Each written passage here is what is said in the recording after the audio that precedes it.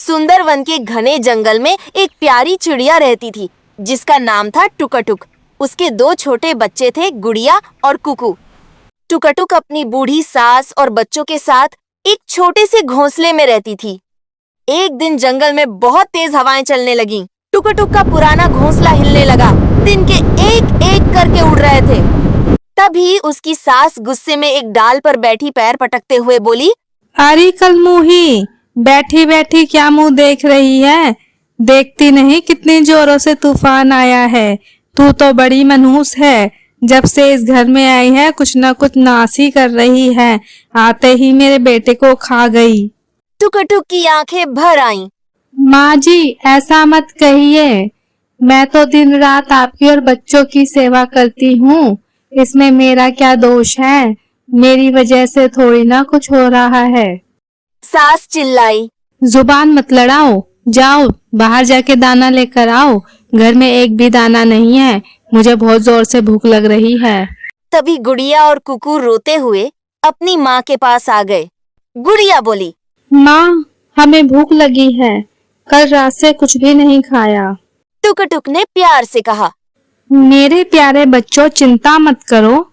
मैं अभी जाकर तुम्हारे लिए कुछ खाने को लेकर आती हूँ। सास ताना मारते हुए बोली, हाँ हाँ, जैसे जंगल में इसी के लिए तो सारे दाने रखे हुए हैं। जाते ही से दाने मिल जाएंगे। उसी समय एक भयानक तूफान आया। हवा का एक जोरदार झोंका आया और उनका घोंसला टूटकर जमीन पर गिर पड़ा। सास बोली, ले, अब तो घर भी टूट गया। सब कुछ तेरी मनहूस किस्मत का ही तो नतीजा है। टुकटुक कुछ नहीं बोली। आंसू पोंछकर वह दाने की तलाश में जंगल की ओर उड़ गई। लेकिन बारिश का मौसम आने वाला था। सभी पक्षियों ने पहले ही अपना खाना छिपा लिया था। टुकटुक को कहीं एक दाना भी नहीं मिला। शाम होते होते वह थककर नदी किनारे बैठ गई। वह रोते हुए बोली, हे भगवान, अब मैं क्या करूं? मैं तो खुद भूखी तो रह जाऊंगी, पर अपने बच्चों को कैसे भूखा देख सकती हूँ? मेरे बच्चे मेरा इंतजार कर रहे होंगे। तभी उसकी नजर रेत पर पड़ी। एक सुंदर सुनहरी मछली पानी से बाहर तड़प रही थी। मछली कराते हुए बोली, बचाओ बचाओ कोई मुझे, मैं मर जाऊंगी। मुझे पानी में डाल दो। टुकटुक तुरंत उसके पास पहुंची। घबराओ मत बहन, मैं तुम्हारी मदद करूंगी। उसने अपनी चोंच से मछली को पकड़ लिया। बहुत मेहनत के बाद वह उसे नदी के गहरे पानी तक ले गई। पानी में पहुंचते ही मछली खुश होकर बोली, धन्यवाद प्यारी चिड़िया, तुमने मेरी जान बचा ली। तुम बहुत अच्छी हो। धन्यवाद प्यारी चिड़िया, तुमने मेरी जान बचा ली। पर तुम इतनी उदास क्यों लग रही हो? टुकटुक ने अपनी सारी कहानी उसे सुना दी। मछली मुस्कुराई, टुक टुक, याद रखो, जो दूसरों का भला करता है भगवान उनका भला जरूर करते हैं। तुम्हें तुम्हारी अच्छाई का फल अभी मिलेगा। ये कहकर वह पानी में गोता लगाकर गई और एक चमकता हुआ मोती लेकर वापस आई। यह एक जादुई मोती है। इसे पीपल की खाली डाल पर रख देना। टुकटुक ने मोती लिया और पीपल के पेड़ तक पहुंच गई। जैसे ही उसने मोती डाल पर रखा, चारों ओर तेज रोशनी फैल गई।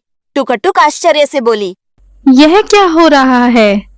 हे भगवान, यह तो किसी सपने जैसा लग रहा है। यह तो अद्भुत है।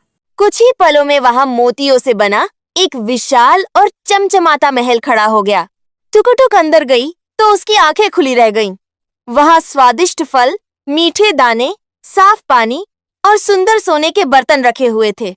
वह खुशी से चिल्लाई, माँ जी, गुड़िया, कुकू, जल्दी आओ। सभी दौड़ते हुए आए। गुड़िया उछलते हुए बोली, वाह माँ, इतना सुंदर घर, इतना सारा खाना कहाँ से आया? कुकू खुशी से बोला। हाँ माँ, यह घर तो बहुत सुंदर है। लेकिन टुकटुक की सास के मन में लालच जाग उठा। वह मन ही मन बोली, अरे, इतना बड़ा महल, इतना सारा खाना, ये सब टुकटुक को कहाँ से मिल गया? इन सब पर तो मेरा हक होना चाहिए। अगले दिन वह जंगल के सबसे चालाक चोर कालू कौवे के पास पहुंची। उसने कहा, राम राम कालू भाई, कैसे हो? कालू हंसकर बोला, राम राम बुढ़िया माई, मैं तो ठीक हूँ। तुम बताओ कैसे आना हुआ? सास धीरे से बोली। भाई, पीपल के पेड़ पर जो मोतियों का महल है, हमें उसे हथियाना है। उस पर टुक टुक का अधिकार है। अगर हमने उसे हथिया लिया तो आधा खजाना तुम्हारा, आधा मेरा। कालू की आंखें चमक उठी। वाह, ये तो बहुत बढ़िया सौदा है। चलो ठीक है। दोनों तुरंत पीपल के पेड़ की ओर चल पड़े। कालू चीखा। अरे टुक टुक, बाहर निकल। अगर जान प्यारी है तो यहाँ से भाग जाओ। अब ये घर मेरा है। टुकटुक बाहर आई। कालू भाई, यह घर मेरा है। मुझे एक सुनहरी मछली ने दिया था।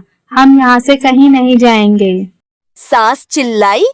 झूठ बोल रही है कालू भाई, ये घर मेरा है और इसने हथिया लिया है। इसे अभी यहाँ से भगा दो। कालू गुस्से में टुकटुक पर झपटा, लेकिन तभी जादुई महल चमकने लगा। एक तेज रोशनी निकली और कालू कौवे को हवा में उड़ा दिया। कालू चीखा। वह दूर जाकर कांटेदार झाड़ियों में गिर पड़ा। उसी समय दूसरी रोशनी निकली और टुकटुक की सास के चारों ओर एक अदृश्य दीवार बन गई। वह हिल भी नहीं पा रही थी। महल के भीतर से एक आवाज गूंजी। लालच का अंजाम हमेशा बुरा होता है और सच्चाई अच्छाई की हमेशा जीत होती है। देख लिया अपना परिणाम। सास डर गई। टुक टुक बेटी, मुझे बचा लो। मैं अपनी गलती मानती हूँ। मैं तुम्हारी सास हूँ। टुकटुक मुस्कुराई। हे जादुई घर, मेरी सास को माफ कर दो। ये मेरे स्वर्गीय पति की माँ है और मैं इनको दुख में नहीं देख सकती। जैसे ही टुकटुक ने ये कहा, जादू शांत हो गया। अदृश्य दीवार गायब हो गई और सास जमीन पर गिर पड़ी। उसकी आंखों से पछतावे के आंसू बह रहे थे। वह रोते हुए बोली। मुझे माफ कर दे बेटी। तू मनुष्य नहीं, इस घर की लक्ष्मी है। मैं तुम्हें हमेशा ताने देती रही, पर तुम तो बहुत अच्छी निकली। टुकटुक मुस्कुराई। माँ जी, परिवार में माफी और प्यार सबसे बड़ी चीज है। आप पुरानी बातों को भूल जाइए। अब से हम मिलजुल कर रहेंगे। उस दिन के बाद सभी लोग उस जादुई मोती के महल में मिलजुल कर रहने लगे। सास ने फिर कभी टुकटुक को ताने नहीं दिए और पूरे परिवार में प्यार और खुशियां लौट आईं। सीख: जो दूसरों की मदद करता है, भगवान उसकी मदद जरूर करता है। दया और नेकी का फल हमेशा मीठा होता है, जबकि लालच और बुराई का अंत हमेशा बुरा होता है। दया, दया,